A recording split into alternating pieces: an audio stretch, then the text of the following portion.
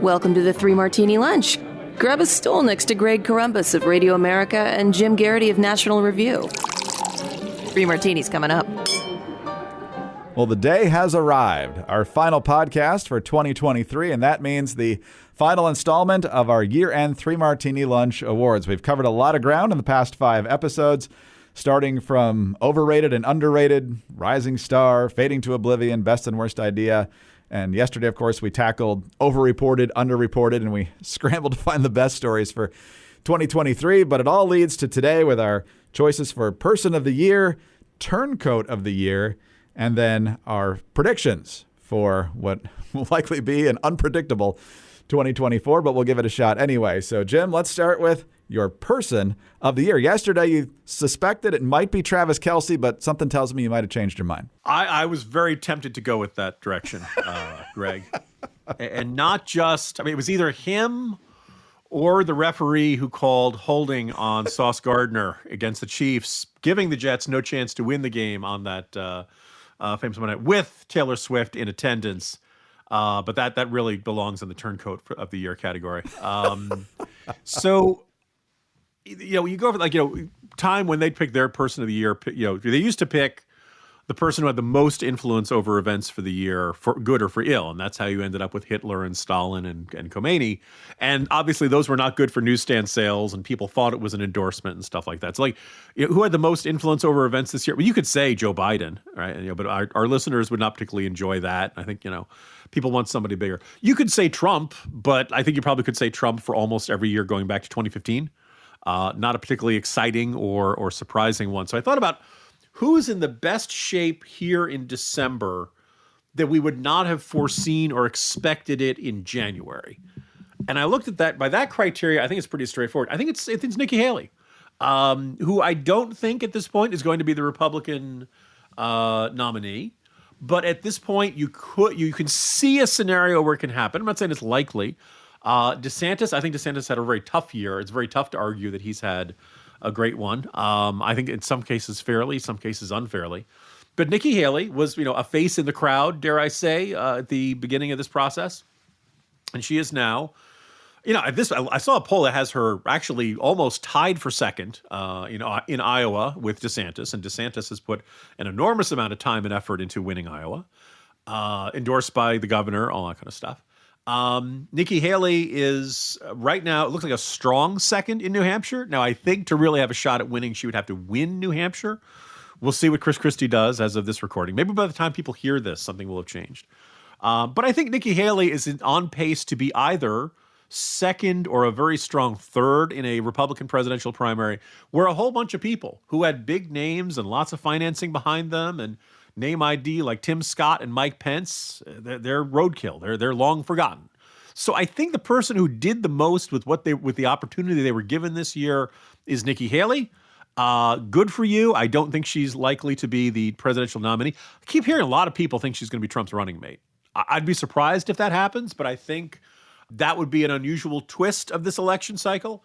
And I think the fact that she's running so strong now is one of the things that makes that conceivable, even though, again, I don't think it's very likely. So, Nikki Haley, you are my selection for the Three Martini Lunch podcast Person of the Year. Nikki Haley taking home multiple awards from Jim Garrity this year. That's a pretty good haul. But, she's obviously done better than most people expected. I suspect that just like every other time that the Democrats try to nail Trump, it only boosts Trump's numbers. So she was trending a little bit better in New Hampshire, but then this latest move by Colorado, regardless of what the Supreme Court does about it, is probably going to galvanize Trump's support. But we'll see. If she does even relatively well in New Hampshire, South Carolina's next. And so if she has Big Mo, as older George Bush famously said many, many years ago, it could be to her benefit. But we will see. Long way to go. Got to get through Iowa first. And if she does edge out DeSantis, that's probably going to be it for him. But he has allegedly racked up a lot of committed caucus goers. So we'll see. We'll see how that all plays out. But she's definitely someone who I'm not sure people expected to be in the top 3 heading into the new year. My choices are from Capitol Hill, and they're people that the media just sneer at. The Democrats pretend they're on a witch hunt, but what they're basically doing is rolling up their sleeves and digging into documents and figuring out what exactly was the relationship with Hunter Biden and specifically President Biden with Hunter's business, these shell corporations, the role of Biden's brother, checks from different businesses associated with Hunter and James Biden to the president and so forth. Just basically following the breadcrumbs. And that's James Comer, chairman of the House Oversight Committee, and Jim Jordan, chairman of the House Judiciary Committee. And we talked a lot already in this award season about the frustration with Republicans really having a hard time getting a lot of things done legislatively because of the very narrow majority. And even when they did, of course, it goes to a Democratic Senate. And even if it gets passed there, it goes to a Democratic president. So your legislative options are limited, but your committee options are significantly stronger, obviously, because you control the gavel, you control subpoenas. We recently saw this whole drama over Hunter Biden defying a subpoena to testify behind closed doors. And so the media constantly wants to make it seem like, oh, they're just going after a guy who struggled with addiction and a guy who loves his son. Well, it's a lot more complicated than that, as Tony Bobulinski told us nearly more than 3 years ago now. We're getting further and further along. The media constantly tries to pretend they still have no proof for pursuing impeachment inquiries or anything else, when if the tables were reversed, they'd be saying that this was an open and shut case by now. So James Comer, Jim Jordan, my choices for People of the Year, I guess, for 2023. Intriguing choices. And Greg, let's face it, it's kind of a rebuilding year for the People of the Year. Greg, can I also interrupt? I've been chewing over this idea, and it's a podcast. We don't have time limits, really. Right. I thought of a non-famous one. Okay. I'll try to keep this relatively brief, but went to Ukraine over the end of summer. You were kind enough to let me have an entire episode to just talk about everything I'd seen there. And there was, I met a lot of extraordinary people, but the conversation that has just stuck with me, if not every day, almost every day since I've come back, was talking with a guy named Colombo, who lived in Bucha, who lived in the place where Russians occupied for about a 2-month span, and saw every conceivable horror of war and military occupation. And this was the guy who described helping pull bodies that had been shot up out of cars and had been there. I met him when I was at the church, which is near the place where they'd had the mass grave. And I think as described, he wasn't breaking down as he was telling me everything he witnessed and saw. It was almost this Archie Bunker-esque, oh, you think that's bad? Let me show you this. And he was showing me one photo after another that he had kept on his cell phone. And it was just it was an emotionally draining experience. So you want to talk about who am I going to remember from the year 2023? Colombo, who, by the way, who got that nickname from the town mayor, and I never got the feeling it was because he looked like Colombo or because he asked a lot of questions. But you want to talk about somebody who's my man of the, because he went through it, and he still volunteered at the church, and he still walked. He'd been through hell, and he'd figure out some way to just keep going. And here he was in a time of, obviously Ukraine is still at war, but Kyiv itself is not under bombardment regularly, at least when I was there. Sounds like things are getting worse as winter comes in. But so my real person of the year, I'd say, was Colombo, but it's not somebody people know, and I figured I should pick a more famous name. But anyway, that was the other possibility that was on my mind as we contemplated these awards, Greg. Yeah, no, that's I'm glad you added that one, because especially the fact that you had the chance to see him in person, see where he had been, and the evidence of the horrors of the war there. Good choice. All right, Jim, far from person of the year now, turncoat of the year. Not exactly a shortage of choices here either. Who'd you pick? If there was an anti-person of the year or a person who had the worst year, I think Kevin McCarthy would qualify. But what gives him the turncoat of the year is just a couple of weeks ago. Look, it stings to lose the speakership, particularly when you've wanted it your whole life. It stings to lose it when it's Matt Gaetz and a bunch of rebels who are kind of throwing a fit and giving you grief for what you struck me as a reasonable and, in fact, necessary compromise to keep the agenda going. But so Kevin McCarthy, first he says he's not going to resign, and he's now resigning at the end of the year. But on the way out the door, he complained like a week or two ago that one of the reasons the Republican Party has problems is that it looks like a country club. It looks like the most exclusive country club you've ever seen. One, I don't think that's true. Second of all, I don't think it's good for not just a former speaker, but a former minority leader, one of the young guns. McCarthy's been in House Republican leadership for a long time. McCarthy, could you have done something about it? If only you were in some position to help the Republican. And thirdly, the Republican Party is much more diverse than, first of all, your most exclusive country club, but more diverse than most country clubs. Almost all the Republicans who won in 2020 were women, minorities, or veterans. Do you see a lot of those at country clubs? And it just seemed like the moment Kevin McCarthy didn't get what he wanted. And again, losing the speakership sucks. I have a certain amount of sympathy for that. But he then turned on the Republican Party and started echoing the complaints of the left. And it's a not accurate complaint. It's not an accurate criticism. And we've seen Trump increase his vote amongst Latinos and amongst African Americans. The Republican Party is becoming more diverse. You might say it's one of their problems. In a way, they're now representing a much broader coalition, and it's much harder to get everybody singing from the same songbook because they have different priorities and different perspectives on how you should handle certain issues. Foreign policy, economic policy. There's the idea that this is I don't know if the country club criticism was ever accurate. I think it was kind of going out with the Reagan Revolution back in the 80s. But anyway, that's where we are. And so I think Kevin McCarthy, you burn a lot of bridges when you say stuff like this, and I think he qualifies as the 2023 Turncoat of the Year. Do you think he's going to be a CNN or MSNBC contributor by the midpoint of 2024? Well, the great irony is, would you be intrigued by his analysis? I wouldn't, but if he's trashing Republicans, they're going to want that. Yeah, I mean, I just had this beginning of the year. I wrote about what are House Republicans going to try to do, and to their credit, McCarthy and his staff were very helpful with that. I thought it was a very good column saying this is the game plan. This is what they want to do first. This is what they want to do second. This is what they want to do third. And I was like, okay, this guy's going to be okay. And but I don't think there are a lot of times where you can say Kevin McCarthy is a fascinating quote or great storyteller or we'll see. And I guess he'd give you a particular perspective, but I don't see MSNBC or CNN knocking down the door because I think they just see McCarthy as too much part of the problem. I have a hard time. He doesn't strike me as Michael Steele. Can I put it that way? Okay. Yeah, I don't think he'd end up all the way at MSNBC. But remember, Kevin McCarthy was supposed to be speaker after John Boehner, and then he went on Hannity's show, and he acted like the whole point of the Benghazi Commission was to get to Hillary Clinton's email. Yeah, and so and he ended up with Paul Ryan. So, Kevin McCarthy has stubbed his own toe many, many times. So, interesting choice there. Mine, I wish I could put a specific name with this, Jim, but I'm going to say the feminist movement. Once upon a time, the feminist movement was designed to encourage, defend, promote women.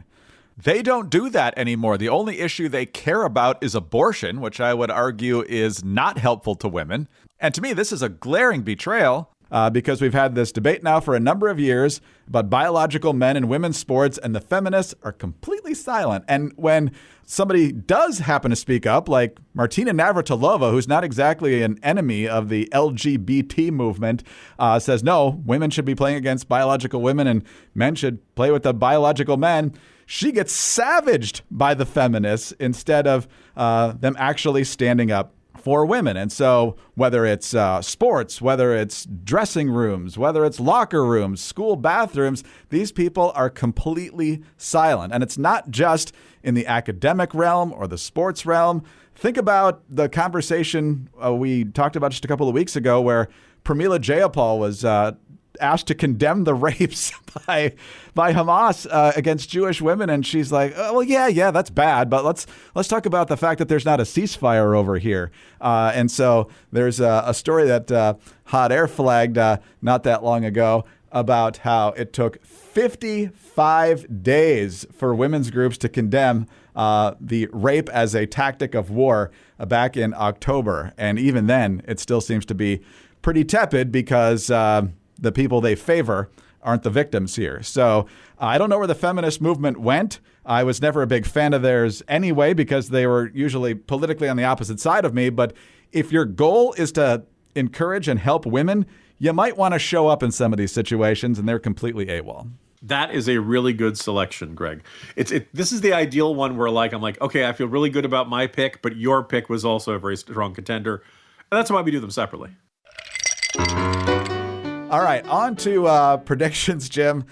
This is going to be a tough one for 2024. Obviously, a big election year and plenty of other things happening, I'm sure, as the year plays out. But what are you seeing as likely to happen in 2024? You know, Greg, in previous years when we've done this, I have liked to turn to the quote from Mr. T from the Rocky movies, "My prediction, pain." And we enjoy chuckling about that, but I do feel a great ominousness as 2023 comes to a close and 2024 comes to approaches. Look, at this point, it seems very likely that Donald Trump will be the Republican nominee. I don't know who's going to win the 2024 presidential election. I think you have an extremely unpopular incumbent in Joe Biden, and you have a historically unpopular Republican nominee in Donald Trump. I don't know if we will see a major third party. Cornel West is probably going to be the Green Party nominee. The Libertarians will find somebody. There's talk about this no labels thing and, Joe Manchin jumping in. If nothing else, Joe Manchin would give us a younger option at age, whatever high 60s or low 70s he's in. But I think look, the two most likely scenarios when you have two unpopular nominees with high unfavorables is that it's going to be close. Could you see a scenario where Biden wins in a landslide, re-election in a landslide? God, you'd need the economy to turn around really well. I think you'd need to have a perception that the border is fixed or is secure, or that immigration reform has been enacted, and that we don't have waves of migrant coming across the border. I don't know if people will feel great about inflation and the cost of living a year from now. It's kind of hard to feel them feeling terrific. I guess we'll see. Russia, Ukraine, Israel, Hamas, the rise of China. There's a whole plate of problems. And the first two I mentioned, inflation and the border, are the two things where people are really mad at Biden right now. Two of the issues that I think would play really well for Trump. So I have a hard time seeing Biden winning by a lot. And as frustrated as people are with President Biden, I have a hard time seeing Trump winning by a landslide. I feel like Trump has been by the standards that he had established from 2015 to about 2021, Trump was kind of quiet. You just don't see him and his comments on the news as often. What he says on Truth Social doesn't spread as virally and as far as it did when he was on Twitter. I suppose he could come back to Twitter, I think in 2024, the American public will see more of Trump, both inside and outside of a courtroom. And that will remind them, the people right now, people think of Trump, they're thinking of the pre-COVID economy. And people like that. The country was in a pretty good state economically in that. And I think you can make an argument. Trump intimidated enough people around the world that they did not want to rattle the saber. They did not want to start too much trouble because nobody had any idea what Trump was going to do in a true foreign policy crisis. And people look at that, that looks pretty good right now.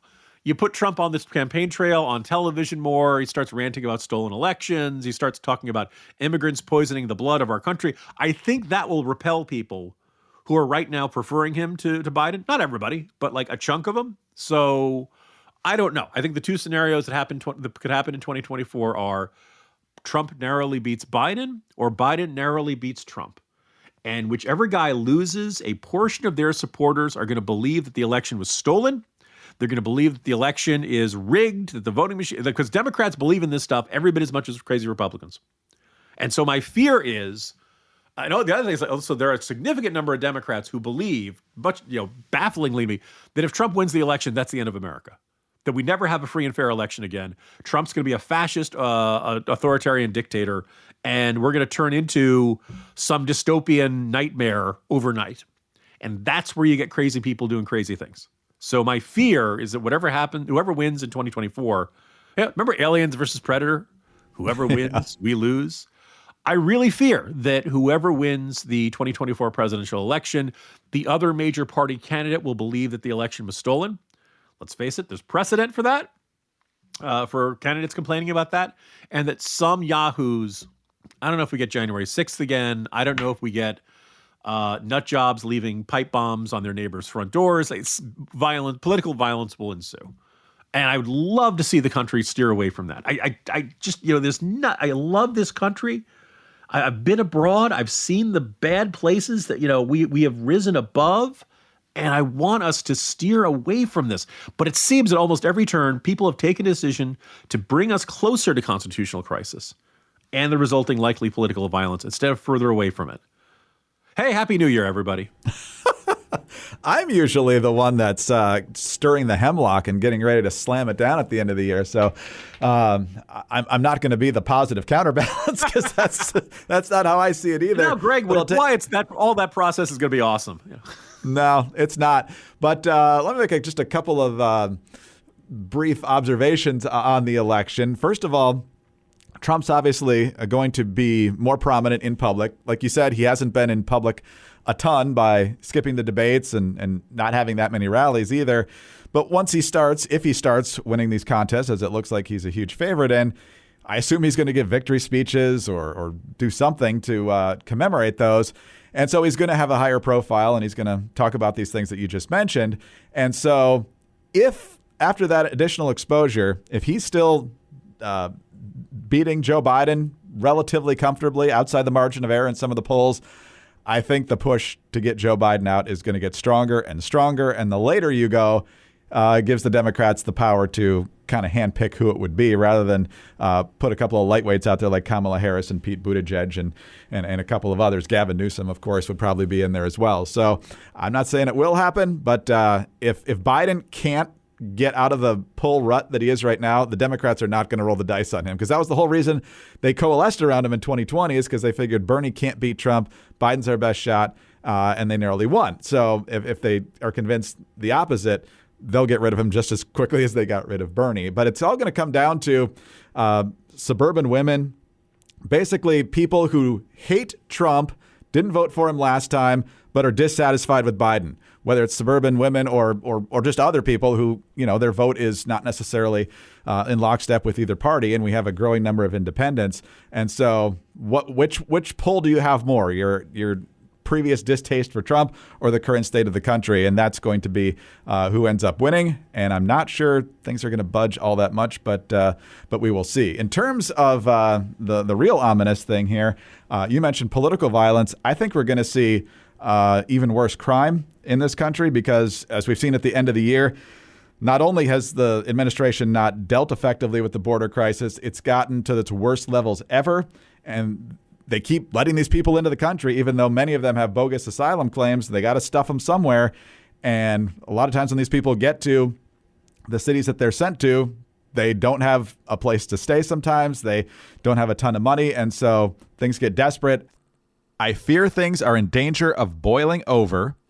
And I fear that since there's absolutely no success from this administration on the border, as we see with these record numbers, they're just going to push more and more people into more and more crowded spaces. And that is a recipe for disaster and, unfortunately, more violence because they don't have any solutions for this situation at all. Now, I hope I'm wrong, just like I hope your dire predictions are wrong. But that's kind of where we are heading into 2024.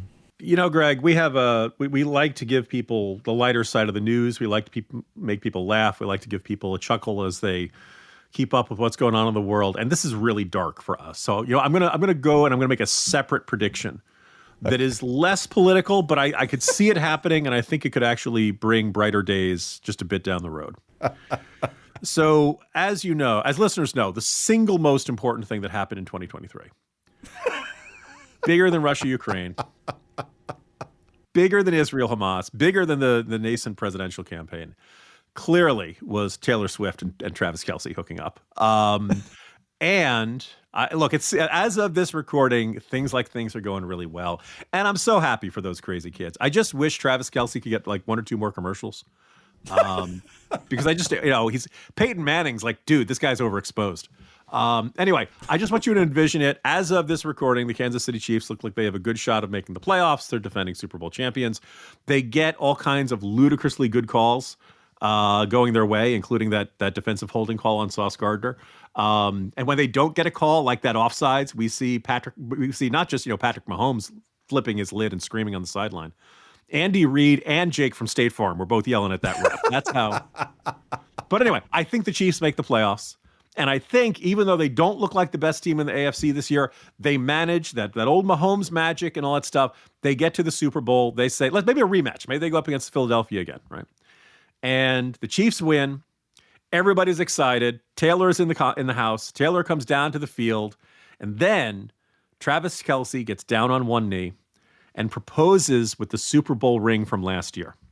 Right at this moment, Commissioner Goodell's head explodes from joy. It is the single biggest, ratings money. The NFL, which already had huge, now they've got the Swifties, and the Swifties are losing their mind. And Taylor says yes. And so Taylor Swift, who's kind of infamous for having 1,000,001 boyfriends and things not working out, things are working out. They get married. They live happily ever after. They have children.